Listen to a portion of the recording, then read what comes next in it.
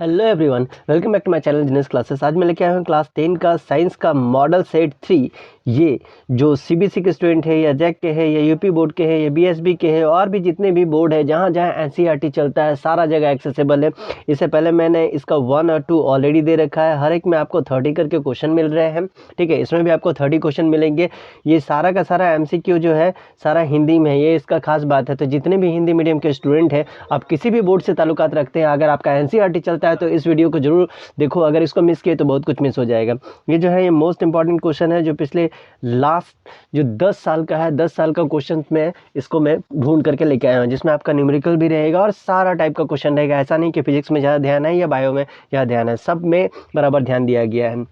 लेकिन उससे पहले अगर चैनल पर पहली बार आए हो तो चैनल को लाइक से सब्सक्राइब करके बेल आइकन को जरूर प्रेस कर दो, ताकि हर आने वाले वीडियो के बारे में आपको पता चलता रहे। और अगर पहले से अगर बने हुए हो तो ज़्यादा से ज़्यादा शेयर करो और लाइक भी जरूर करो। तो चलिए स्टार्ट करते हैं। पहला नंबर क्वेश्चन आपसे पूछा गया है, विद्युत धारा का एसआई मात्रक क्या है? आपके ऑप्शन है एम्पियर, वोल्ट, ओम या जूल। तो विद्युत धारा जब पूछा जाता है तो उसमें आप याद रखना उसका एसआई मात्रक जो होगा वो आपके पास हो जाएगा एम्पियर, ठीक है। दूसरा नंबर हमसे क्वेश्चन में पूछा गया है, एक कूलम्ब आवेश में कितने इलेक्ट्रॉन होते हैं? आपसे पूछा गया कितने सारे इलेक्ट्रॉन होते हैं। आपके ऑप्शन है 6 × 10⁻18 ई, 0.6 × 10⁻18 या 0.06 × 10⁻19 या 6 × 10⁻19 ई। तो इसका सही आंसर हो जाएगा नंबर 1, 6 × 10⁻18 ई, ठीक है। अब हम लोग आते हैं तीसरा नंबर क्वेश्चन। इसमें मैंने बहुत सारा न्यूमेरिकल भी भरा है क्योंकि न्यूमेरिकल आता है, ठीक है। किसी बल्ब में 1 मिनट में 120 कूलम्ब आवेश प्रभावित हो रहा है तो विद्युत धारा का मान क्या होगा? ठीक है, 120 कूलम्ब ये हो रहा है कितना मिनट में? 1 मिनट में। इसको सेकंड में आप चेंज कर दो तो कितना हो जाएगा? 2, ठीक है। तो कहाँ आंसर क्या हो जाएगा? 2 एम्पियर। मैथ्स बहुत इसमें साइंस में टफ नहीं होता है, इसको ध्यान रखना है, मैथ से डरना नहीं है। चौथा नंबर क्वेश्चन है, किसी बल्ब में 220 वोल्ट पर 2A की धारा यानी 2 एम्पियर की धारा प्रभावित होती है तो फिलामेंट का प्रतिरोध क्या होगा? आपके ऑप्शन है 55, 110, 220 और 440। ये जो ऐसे किया हुआ है इसको हम लोग बोलते हैं ओम। तो इसका सही आंसर क्या हो जाएगा? तो देखिए 220 को आप डिवाइड कर दीजिए 2 से तो आपके पास आएंगे 110, यानी सही आंसर हो जाएगा हमारा नंबर 2, 110 एम्पियर, सॉरी 110 ओम। पांचवा नंबर क्वेश्चन है, चुंबकों में सजातीय ध्रुव में परस्पर होता है। जो सजातीय ध्रुव रहता है वो परस्पर क्या होता है? प्रतिआकर्षण, आकर्षण, एक या दो, दोनों या इनमें से कोई नहीं। तो सजातीय जब बोलेगा तो वो क्या होगा? प्रतिआकर्षण। और विजातीय बोलेगा तो वो हो जाएगा आकर्षण। छठा नंबर क्वेश्चन हमारे पास दिया गया है, थोड़ा और इसको बड़ा कर लेते हैं। छठा नंबर क्वेश्चन दिया गया है, लघुपथन की क्रिया में विद्युत धारा का मान होता है। लघुपथन की जो क्रिया होता है उसमें विद्युत धारा का मान क्या होता है? बहुत कम, बहुत अधिक, कोई परिवर्तन नहीं है, इनमें से कोई नहीं। तो लघुपथन की क्रिया में विद्युत धारा का मान जो होगा वो बहुत अधिक हो जाता है। अगला हमारे पास क्वेश्चन है 7 नंबर, जिसमें पूछा गया है ZnO + C arrow Zn + CO में किसका उपचयन होता है? इसमें किसका उपचयन होता है वो बताना है। Zn का, C का, ZnO का या CO का। तो इसका सही आंसर हो जाएगा नंबर 2, मतलब C का, ठीक है। 8वां नंबर क्वेश्चन में हम लोग बढ़ते हैं। 8वां नंबर में हमसे पूछा गया है, जल के विद्युत विच्छेदन से ऋण इलेक्ट्रोड यानी कैथोड पर कौन सी गैस एकत्रित होती है? आपके ऑप्शन है हाइड्रोजन, ऑक्सीजन, ओजोन या कार्बन मोनोऑक्साइड। तो इसका सही आंसर हो जाएगा हाइड्रोजन, ठीक है। इसको आपको याद रखना है। ऋण इलेक्ट्रोड जब भी रहेगा तो आपके पास हाइड्रोजन ऑप्शन में होगा, आंख बंद करके मार देना। 9वां नंबर क्वेश्चन है, अपचयन अभिक्रिया में, अपचयन बोला गया, अपचयन अभिक्रिया में हाइड्रोजन का ह्रास होता है, नाइट्रोजन का ह्रास होता है, ऑक्सीजन का ह्रास होता है या ओजोन का ह्रास होता है? तो अपचयन जब बोलेगा तब उसमें आपका क्या हो जाएगा? ऑक्सीजन का ह्रास होगा, ये आपको ध्यान में रखना है। 10वां नंबर क्वेश्चन में आपसे पूछा गया है, शरीर में की अम्लता को दूर करने के लिए उपयोग है, ठीक है, उपयोग करते हैं। अम्लता यानी गैस जो हो जाता है उसके लिए क्या करते हैं? नींबू पानी पीते हैं, सिरका पीते हैं, बेकिंग सोडा का विलयन पीते हैं या चीनी या नींबू पानी पीते हैं? तो इसका सही आंसर हो जाएगा बेकिंग सोडा का विलयन, नंबर 3। चलिए इसके बाद हम लोग आते हैं नेक्स्ट क्वेश्चन। 11 नंबर है हमारे पास, एक विलयन के पीएच का मान 7 है वो बिलियन है। पीएच का मान 7 है वो बिलियन क्या हो जाएगा? अम्लीय, क्षारीय, उदासीन या इनमें से कोई नहीं। आपको याद रखना है कि पीएच का मान जो है 7 कहने का मतलब है न्यूट्रल। इधर से आप इधर जाओगे तो आपको एसिड दिखेगा, इधर से इधर जाओगे तो बेस दिखेगा, जिसको हिंदी में अम्ल बोलते हैं और इंग्लिश में क्षार बोलते हैं, ठीक है। तो 7 पे है, 7 पे है कहने का मतलब हो गया उदासीन, ना इधर का ना उधर का, जिसको न्यूट्रल भी कहा जाता है। 12 नंबर क्वेश्चन है, बेकिंग पाउडर मिश्रण है, बेकिंग पाउडर किसका मिश्रण है? आपका ऑप्शन है बेकिंग सोडा और टार्ट्रिक अम्ल का, बेकिंग सोडा और साइट्रिक अम्ल का, धावन सोडा और टार्ट्रिक अम्ल का, या धावन सोडा और साइट्रिक अम्ल का। तो इसका सही आंसर हो जाएगा नंबर 1, बेकिंग सोडा और टार्ट्रिक अम्ल का ये क्या है? मिश्रण है। 3 नंबर क्वेश्चन में आते हैं, धातु जो स्वतंत्र अवस्था में पाया जाता है, वैसा धातु बताना है जो क्या है? स्वतंत्र अवस्था में पाया जाता है। तो स्वतंत्र अवस्था में कौन पाया जाता है? Na, C है, Mg या Au? तो आपका सही आंसर हो जाएगा Au। ठीक है, चलिए 14 नंबर क्वेश्चन में आते हैं। 14 नंबर हमसे पूछा गया है, अक्रिय तत्व है, इसमें से कौन सा अक्रिय तत्व है? आपका ऑप्शन है HO, He या Cl। अक्रिय यानी उतना ज़्यादा एक्टिव नहीं है, तो ये हो जाएगा हीलियम। क्यों अक्रिय है, इसका आंसर आप जरूर बताइएगा। ठीक है, 15 नंबर क्वेश्चन दिया गया है, आँख में प्रवेश करने वाली प्रकाश की मात्रा को नियंत्रित करता है। कौन आँख में प्रवेश करने वाली प्रकाश की मात्रा को नियंत्रित करता है? आपका ऑप्शन है परितारिका, पुतली, कॉर्निया या रेटिना। कौन जो है आँख में प्रवेश करने वाली जो ये होता है उसको कंट्रोल करके रखता है? जल्दी बोलिए, क्या हो जाएगा इसका आंसर? आँख में प्रवेश करने वाले को रोक रहा है, आँख में जो लाइट आ रहा है उस लाइट को रोकने का काम इन्हीं का रहता है।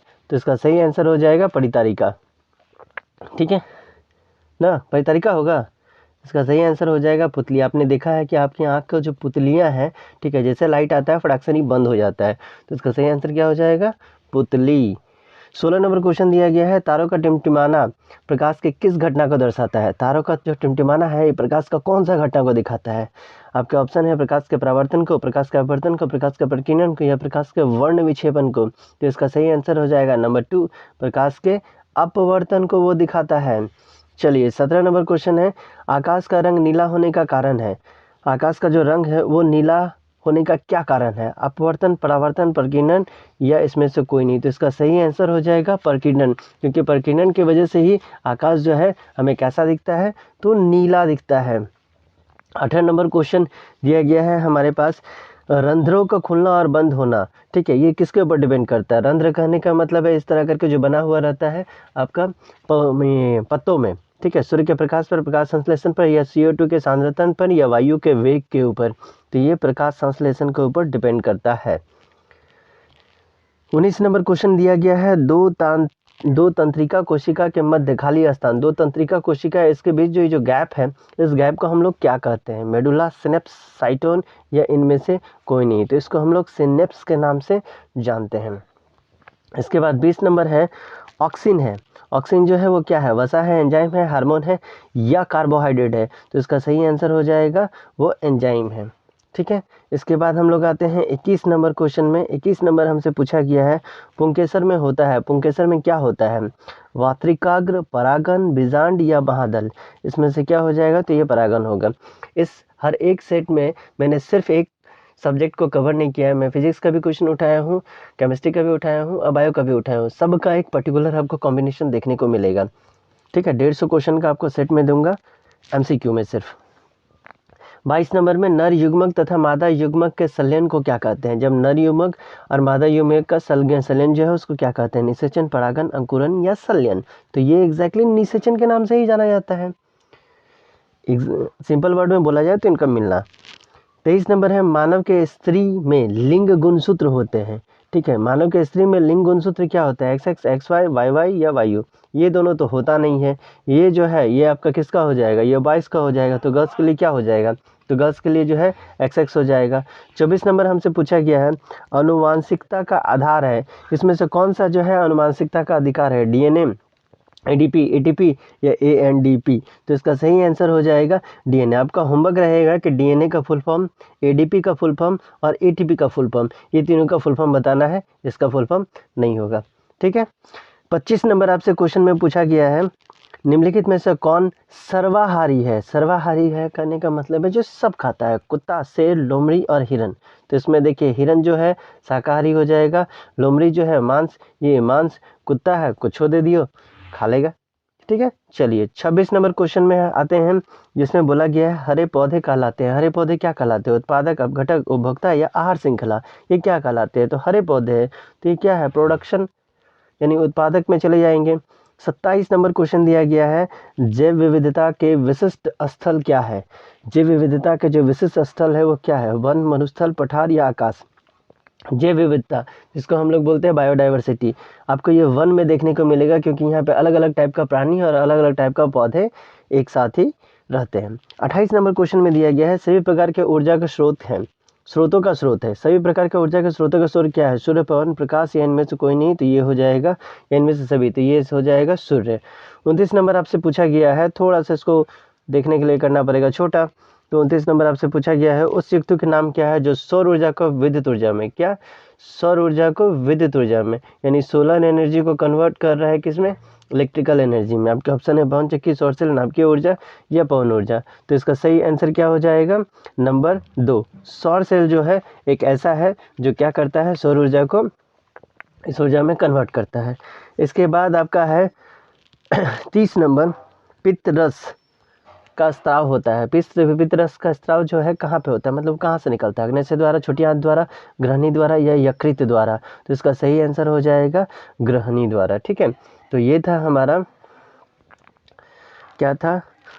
क्लास 10 का मॉडल सेट का पार्ट 3। ठीक है, कहीं पे दिक्कत हो तो मुझे कमेंट करना, मैं कोशिश करूँगा कि आपके कमेंट का आंसर जल्द से जल्द दे सकूँ। मिलते हैं अगले वीडियो में, तब तक के लिए चैनल को लाइक से सब्सक्राइब जरूर करना।